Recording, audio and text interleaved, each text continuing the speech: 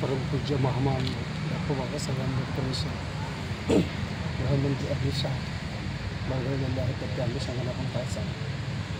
केंद्रीय गृहमंत्री आज ज्या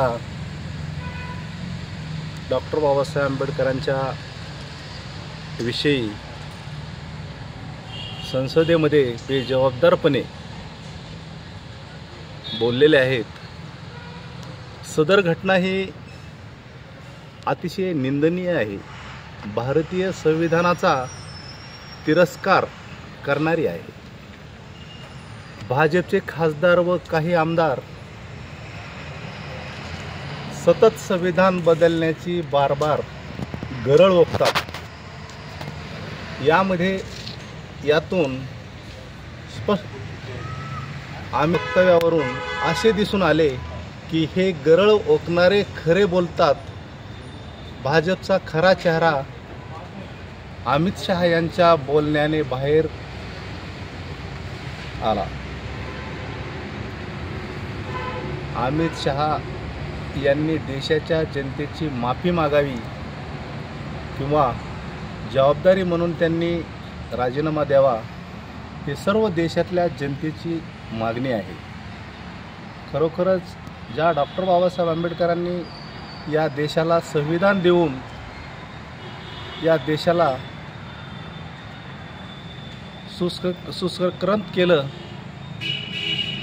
आणि या घटनेची वारंवार भाजपचे व RSSचे लोक विटंबना करतात, तिरस्कार करतात, त्यांना पुन्हा एकदा मनुस्मृतीचं वाटचाल या देशामध्ये आणायची आहे.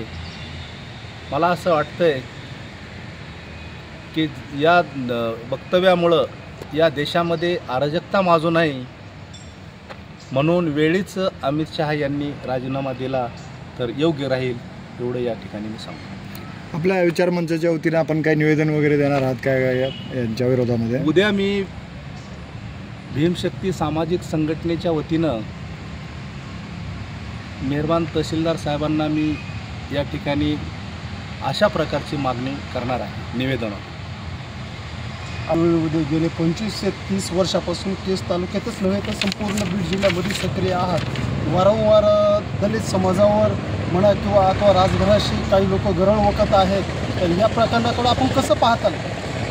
ही फार वाईट आहे आणि याचे परिणाम पूर्ण देशामध्ये वाईट होणार आहेत.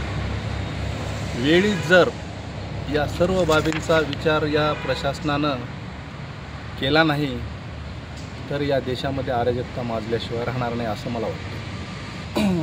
संघटनेचे मराठवाडा संघटक आहात. परभणी येथे एक भीमसैनिकाचा एवढा मोठा निर्घृणपणे हत्या झाली, खून झाली, तर आपण या नात्याने काय तिथं जाऊन चौकशी करणार?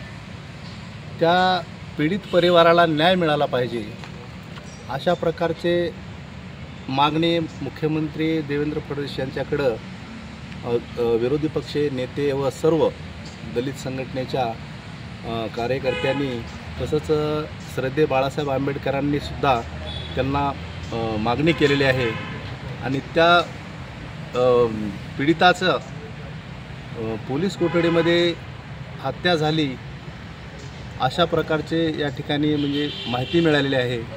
पण या पूर्ण घटनेचे सखोल चौकशी करावी आणि त्या पीडित कुटुंबाला न्याय द्यावा अशी माझी मागणी आहे.